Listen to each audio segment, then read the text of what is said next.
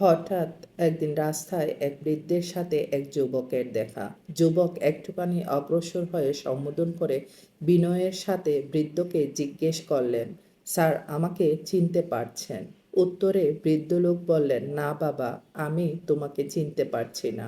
অতঃপর বৃদ্ধ লোক জানতে চাইলেন, তুমি কে?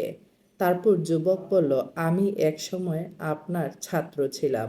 ও আচ্ছা, বলে সেই বৃদ্ধ লোক যুবকের কাছে কুশলাদি জানার জন্য জিজ্ঞেস করলেন, এখন তুমি কি করছো? যুবক অত্যন্ত বিনয়ের সাথে জবাব দিল, আমি একজন শিক্ষক, বর্তমানে শিক্ষকতা করছি। সাবেক ছাত্রের থেকে এই কথা শুনে বৃদ্ধ শিক্ষক অত্যন্ত খুশি হয়ে বললেন, বাহ, বেশ ভালো তো, খুব ভালো, খুব ভালো, ঠিক আমার মতো হয়েছ তাহলে। যুবক মৃদু হেসে জবাব দিল, জি, আসলে আমি আপনার মতো একজন শিক্ষক হতে পেরেছি বলে নিজেকে ধন্য মনে করছি। তখন সেই যুবকের পিছনের কারণ বর্ণনা করতে গিয়ে বলল, আপনি আমাকে আপনার মতো হতে ভীষণ অনুপ্রাণিত করেছেন স্যার। বৃদ্ধ শিক্ষক কিছুটা কৌশল নিয়ে যুবকের শিক্ষক হওয়ার নেপথ্যের কারণ জানতে চাইলেন। যুবক তার শিক্ষক হয়ে ওঠার গল্প বলতে গিয়ে বৃদ্ধ শিক্ষককে স্মরণ করিয়ে দিল স্কুলে ঘটে যাওয়া সেই পুরনো দিনের ঘটনা। পুরনো দিনের ঘটনা বর্ণনা করতে গিয়ে যুবক তখন বৃদ্ধ শিক্ষককে উদ্দেশ্য করে বলল, মনে আছে স্যার, একদিন আমার এক সহপাঠী বন্ধু যে আপনারও ছাত্র ছিল, সে একটি নতুন হাতঘড়ি নিয়ে ক্লাসে এসেছিল। তার ঘড়িটি এতই সুন্দর ছিল যে আমি কোনোভাবেই লোভ সামলাতে পারছিলাম না। সিদ্ধান্ত নিয়েছিলাম যেভাবেই হোক ঘড়িটি আমার চাই। অতঃপর সহযোগিতার মতো আমি তার পকেট থেকে ঘড়িটি চুরি করি।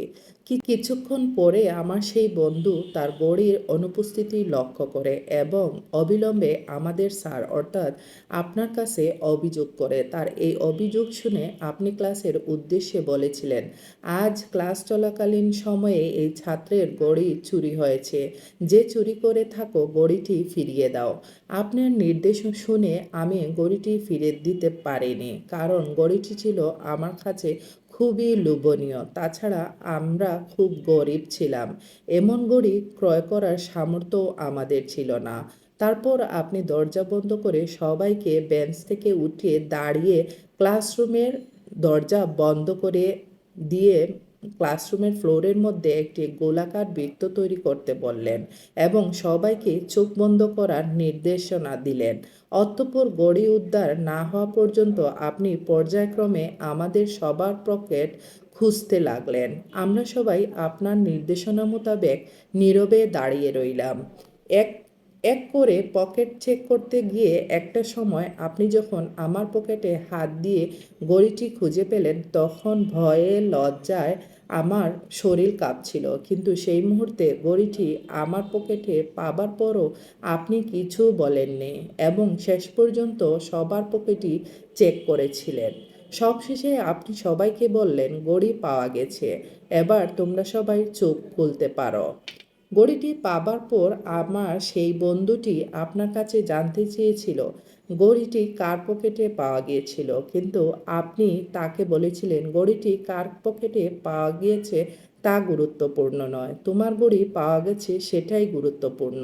সেই দিনের ঘটনা নিয়ে পরবর্তীতে আপনি আমার সাথে কোনো কথা বলেননি, এমনকি সেই কাজের জন্য আপনি আমাকে তিরস্কারও করেননি। নৈতিক শিক্ষা দেওয়ার জন্য আপনি আমাকে স্কুলের কোনো কামরায় নিয়ে যাননি।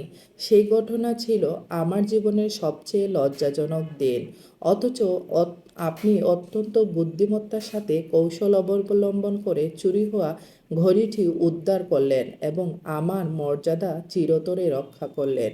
সেই ঘটনার পর থেকে আমি অনেক দিন অনুশোচনায় ভুগেছি। ক্লাসে ঘটে যাওয়া ঘটনার রেশ সেদিন চলে গেলেও এর প্রভাব রয়ে যায় আমার মনের মধ্যে। বিবেকের যুদ্ধে বারবার দংশিত হয়েছি। তারপর আমি সিদ্ধান্ত নিলাম এইসব অনৈতিক কাজ আর কখনো করব না।